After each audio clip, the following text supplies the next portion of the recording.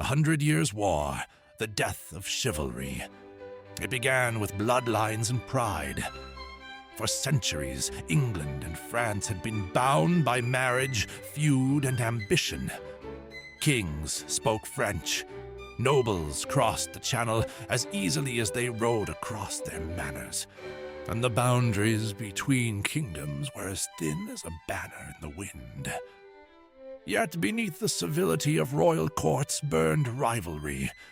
The Plantagenets of England still dreamed of the empire once ruled by their ancestors, an empire that stretched from Scotland to the Pyrenees. The Capetians of France had clawed most of it back, piece by piece, through cunning, diplomacy, and war. By the 14th century, both crowns saw the same horizon and wanted it all. When the French king died without a son, the English king, Edward III, claimed the throne through his mother's blood. To him, it was inheritance. To France, it was treason. And in 1337, the claim became a cause. Across Europe, banners were raised, ships armed, and poets wrote of destiny. No one imagined that this quarrel would outlive its kings and echo through 5 generations.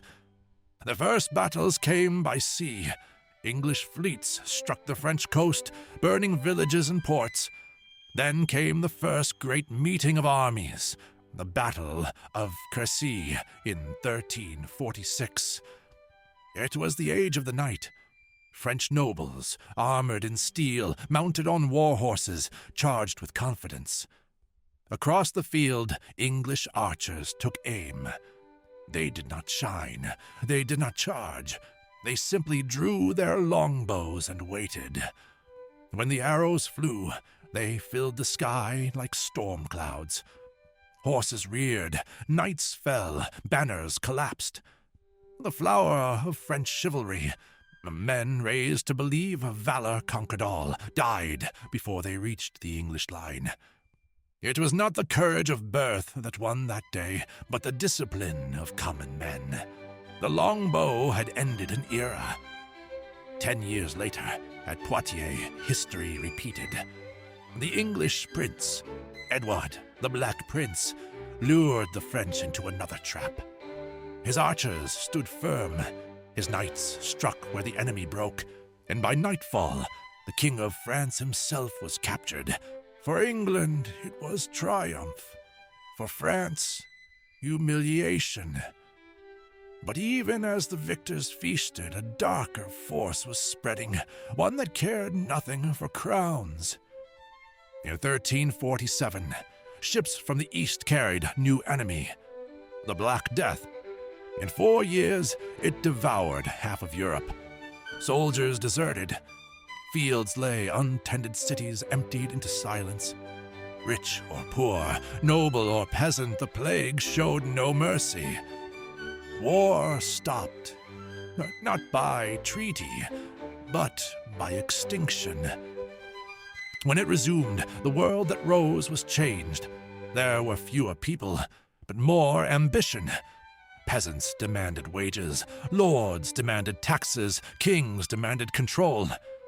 The war that had begun as a feud of dynasties had become something new, a war of systems, nations, and survival. France, broken by defeat, sank into chaos. Mercenaries looted the countryside. Peasants rebelled in fury during the Jacquerie, burning manors and killing nobles. The old order was tearing apart. England, by contrast, grew stronger. Its government learned to tax and recruit, turning feudal levies into professional armies. The age of feudal duty was dying. The age of administration had begun. For a time, a fragile truce held, the Treaty of Bretigny in 1360. Edward renounced his claim to the French crown in exchange for vast territories. But peace built on exhaustion never lasts. Within a generation, war returned. Under the leadership of Charles V and his general Bertrand du Guesclin, France struck back with cunning and patience. They avoided open battles and harassed English garrisons with guerrilla tactics. Castles that had stood for decades fell one by one. The English Empire in France began to crumble. But then came another English king, Henry V. Young, calculating, ruthless. He revived England's ambitions and crossed the Channel in 1415 with a small army.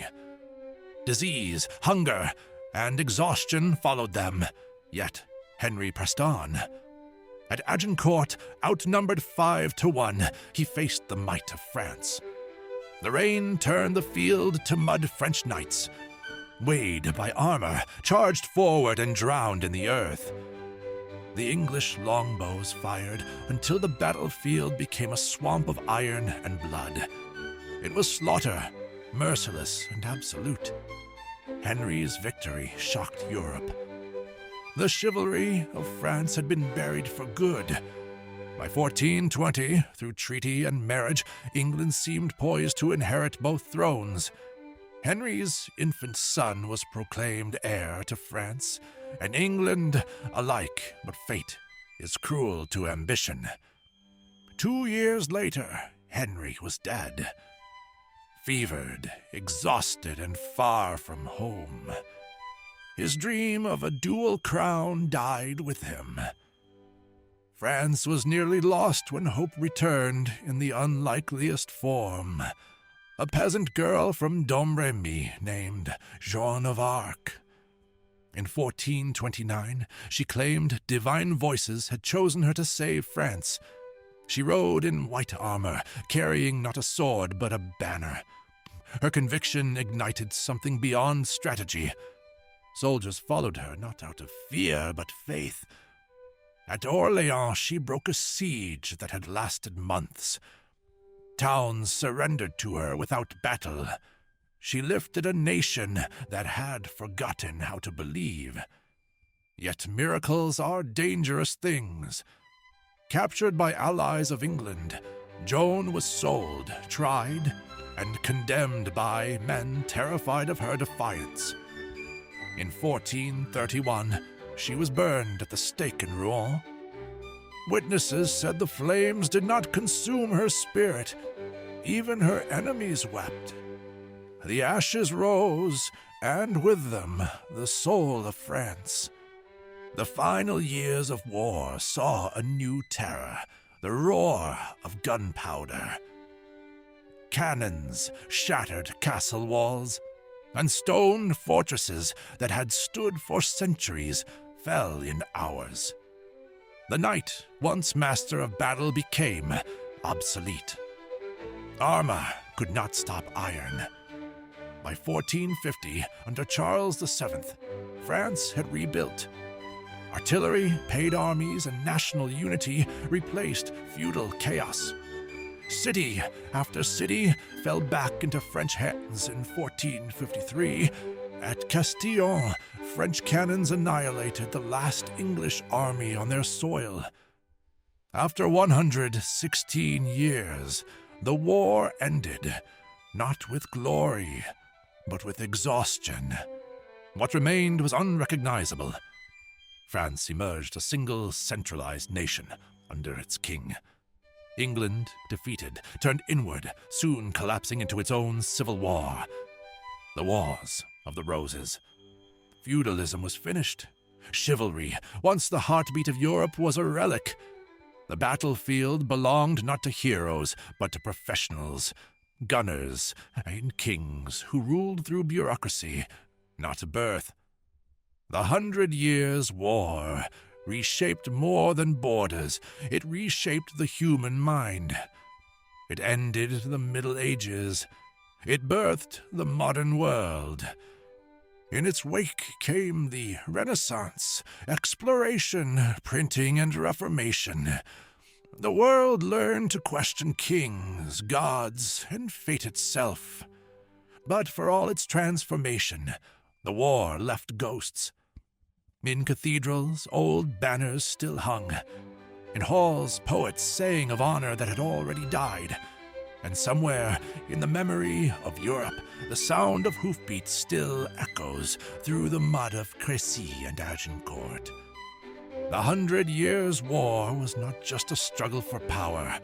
It was humanity learning that courage must evolve, that faith can both save and destroy, and that even the noblest ideals are mortal. The age of knights ended in fire and gunpowder. The age of nations began in smoke and song. Like, comment, and subscribe for more cinematic stories that bring history's greatest transformations to life.